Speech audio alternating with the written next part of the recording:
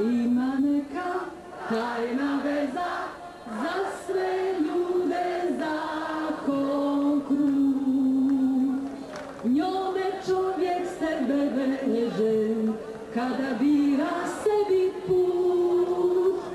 Ima neka Crna Gora za sve nas.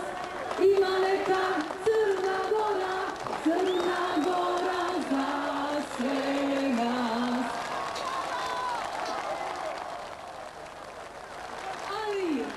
Ali ima još nešto ljepše. Sidro koje lađu veže, da ne bude buri plijen. Ona tone sa tom lađom, jer je ona dio nje. I opet kaže, ima jedna Crna Gora za sve nas. Ima jedna Crna Gora za sve nas. Naprijed, svi za Crnu Goru!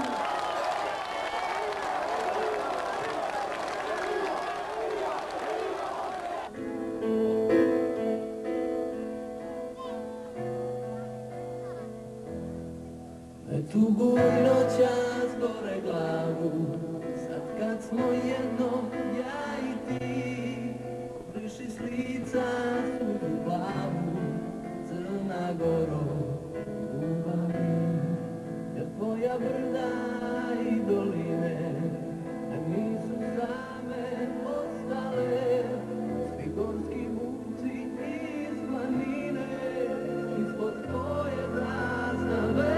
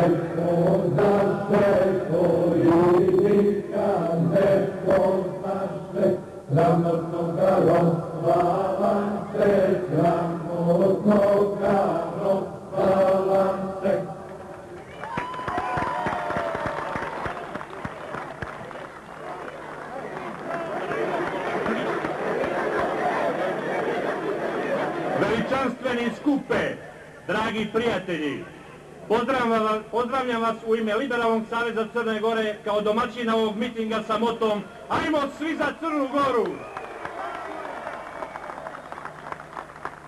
Dragi prijatelji, Liberalni savez Crne Gore je juče 26. januara proslavio 11 godina od svog osnivanja. I sada molim malo pažnje. U program Liberalnog saveza i projekat Demokratske i nezavisne države Crne Gore vjerovali su i u njega ugradili svoje intelektualne moći i oni koji su uvijek sa nama, ali ih danas nema među nama. Prilika je da se prisjetimo našeg Velimira Koka Vujovića, zaslužnog predsjednika i jednog od osnivača Liberalnog saveza, i brojne plejade tih velikih i slobodnih ljudi koje će nas sjećanje zauvijek čuvati od zaborava. Večeras nas oni gledaju sa neba. Pozivam vas da im odamo poštu minutom ćutanja.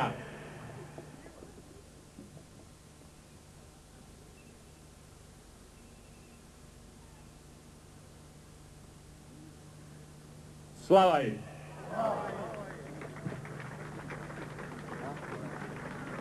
Dragi prijatelji, osnovani smo prije 11 godina i ne slučajno na Cetinju kao stranka slobodnih i mislećih ljudi. Osnovani smo i kao državotvorna crnogorska stranka, jer smo znali, viva nego što, osnovani smo i kao državotvorna crnogorska stranka, jer smo znali da nakon raspada bivše Jugoslavije Crna Gora nema alternativu. Pred sobom smo uvijek imali svete ciljeve, koje smo na samom osnivanju sebi postavili. I naši sveti ciljevi su stvaranje uslova za slobodnog pojedinca, slobodan narod, za liberalnu demokratiju, za privatnu svojinu, za socijalnu pravdu, za slobodno tržište, za otvoreno društvo i za nezavisnu Crnu Goru kao članicu Ujedinjenih nacija i pristojnog i bogatog klana porodice evropskih naroda.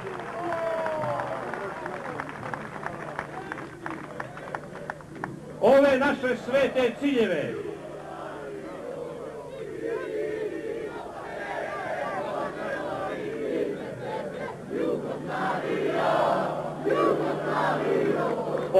svete ciljeve od kojih nikada nećemo odustati, možemo ostvariti samo pregalaštvom i ljubavlju, a nama toga nikada nije nedostajalo, pa sigurno neće i u buduće.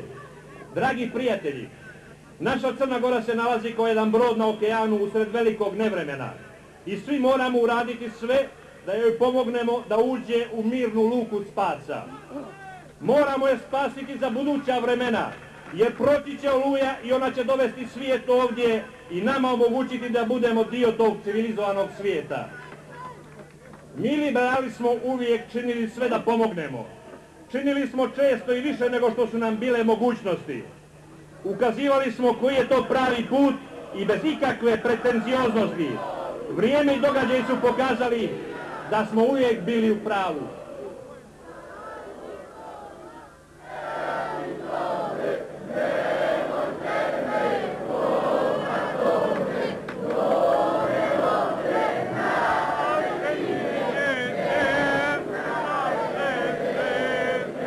I kada smo kritikovali, željeli smo dobro, jer smo uvijek dobro znali da nema i ne može biti našeg dobra bez sveukupnog dobra za Crnu Goru i sve njene građane.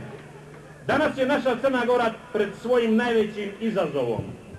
Izazovom budućnosti u kojem će odlučiti da li želi biti ono što je nekada bila, država svoja na svome ili zauvijek nestati.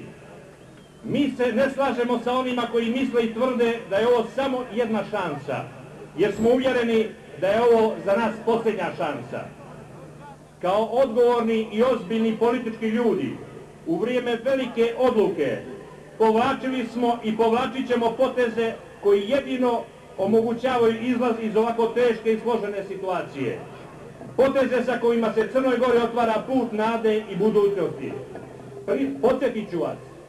Prvo, već 6 mjeseci se uzdržavamo od kritike aktuelne vlasti za vršenje vlasti na unutrašnjem planu. Ostavljamo im prostor za kvalitetno rješavanje državnog pitanja, s tim da sva ostala brojna pitanja oko vršenja vlasti na unutrašnjem planu raspravimo u nezavisnoj Crnoj Gori, ukoliko se smiluju i odluče da krenu tim putem. Drugo, odustali smo od svog ranijeg zahtjeva za prijevremenim parlamentarnim izborima kako bi im omogućili da mirno i lagodno uđu u proces referenduma sa jasnim pitanjem. Treće, prije i nakon izlaska Narodne stranke iz vlasti, obećali smo im podršku manjinskoj vladi kako bi se bez odlaganja ušlo u proces raspisivanja referenduma, cijeneći da je raspisivanje referenduma najznačajniji moment u rješavanju državno-pravnog statusa Crne Gore. I četvrto, pristali smo i predložili neodložno stvaranje crnogorskog bloka na čijem čelu bi stao gospodin Đukanović.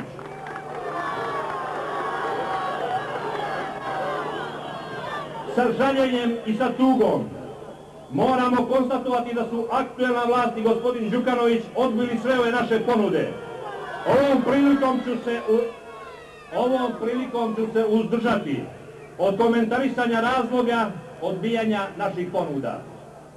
Moramo priznati da svo ovo vrijeme u Beogradu imamo novu vlast koja zna što hoće i koja je u iznenađujuće brzom vremenu izdejstvovala učlanjenje Jugoslavije u Ujedinjene nacije i u druge evropske i svjetske asocijacije.